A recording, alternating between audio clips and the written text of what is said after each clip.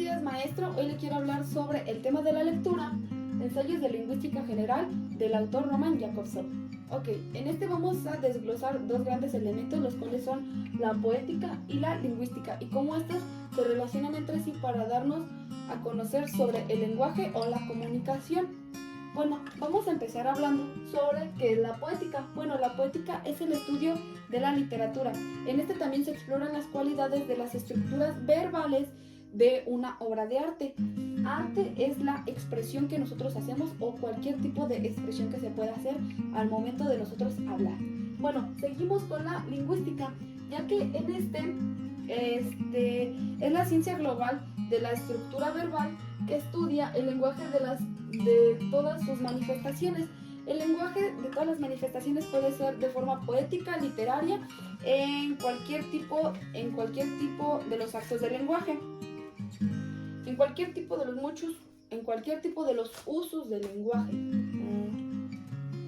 Bueno, empezando con una de las semejanzas que podremos hacer entre la poética y la lingüística, es que estas dos son estructuras, son estructuras y son también mensajes verbales. También otra semejanza es que las dos tienen la teoría de los signos, y las teorías de los signos son la semiótica y la semiología, ya que en esta se hace el estudio de los signos y también la comunicación de los individuos, la comunicación entre los individuos. Bueno, también dice que es la literatura como lenguaje. Lenguaje es todo lo que engloba y lo que nos damos a entender. Por último, es que también tienen unos enfoques sincrónicos y diacrónicos, ya que en estos son aplicables y utilizados en la lingüística y la poética. Bueno, pasando en general, nos habla de que la poética se considera como una disciplina humana, ya que en esta se encuentran los valores. Y es determinante. También nos habla sobre que la lingüística es una disciplina mecánica y objetiva. También en esto nos cabe recalcar que los textos son literarios y lingüísticas, que los textos literarios son estructuras lingüísticas. Y también nos dice que cada idioma tiene un sistema de códigos y subcódigos, ya que en este se tiene que entender el lenguaje como la función poética. Bueno, pasando a otro tema, nos habla sobre los actos verbales. En estos quiere decir que son los enunciados que decimos con las palabras.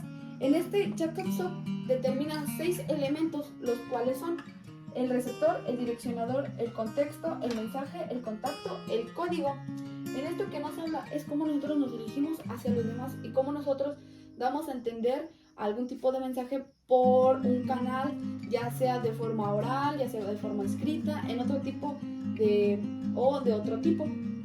Bueno, también Jakobson nos hace referencia a que hay 6 elementos de los actos de expresión, los cuales son función emotiva, función conativa, función referencial, función fática, función metalingüística y función poética.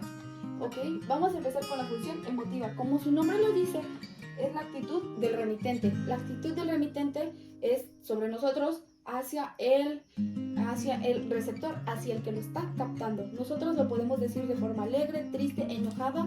De ahí su nombre, función emotiva. ¿Por qué? Porque proyecta emociones. Un ejemplo de esto es estoy muy alegre. Lo puedes decir de forma directa o lo puedes decir de forma indirecta. Esto como se dice es de que tú lo hablas de la forma en que ellos te entiendan y expresas tus emociones para que ellos se den cuenta de cómo tú lo estás diciendo. La función conativa son oraciones imperativas. ¿Esto qué quiere decir? Es un tipo de función el cual nosotros como emisores le estamos dando al receptor un mensaje al cual él lo tiene que captar y lo tiene que analizar, y en algunas veces nosotros lo estamos orillando a que haga lo que le estamos diciendo. Un ejemplo de eso es no hagas travesuras. Lo que hace es que el emisor le está dando una orden al receptor de una forma sutil para que lo capte y lo haga. Empecemos después con la función referencial, ya que está relacionada con todo el contexto. ¿Esto qué quiere decir? que la función referencial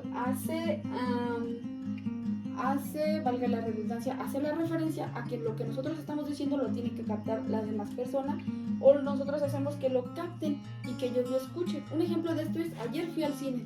Tú estás dando a entender lo que hiciste y quieres que ellos lo entiendan, y también quieres que ellos sepan lo que hiciste. Seguimos con la función fática, ya que esta puede prolongar.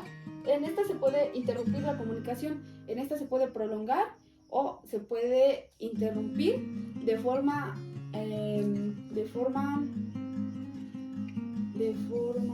alebrestada o de forma rápida.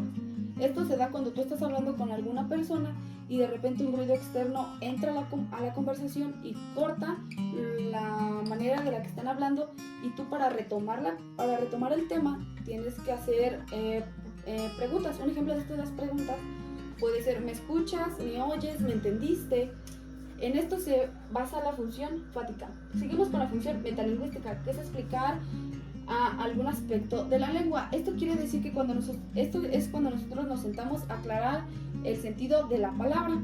Un ejemplo de esto es: bello es sinónimo de hermoso, o hermoso es sinónimo de bello. Tú das a entender algo de diferente manera para que ellos lo capten. Seguimos con la función poética. Es cuando se llama la atención del lector. En esta última se utilizan las características estadísticas, ya que puede ser la metáfora, la símil, la paradoja, la ironía, entre otras. Bueno, dando como finalizado todo, se encapsula en la poética y en la lingüística, y en cómo este hace referencia al lenguaje que nosotros nos estamos dando hacia los demás, sin que nosotros nos demos cuenta todo lo que está detrás de ello. También en otra parte es que la poética es una parte intrínseca de nuestro lenguaje, como ya lo había platicado.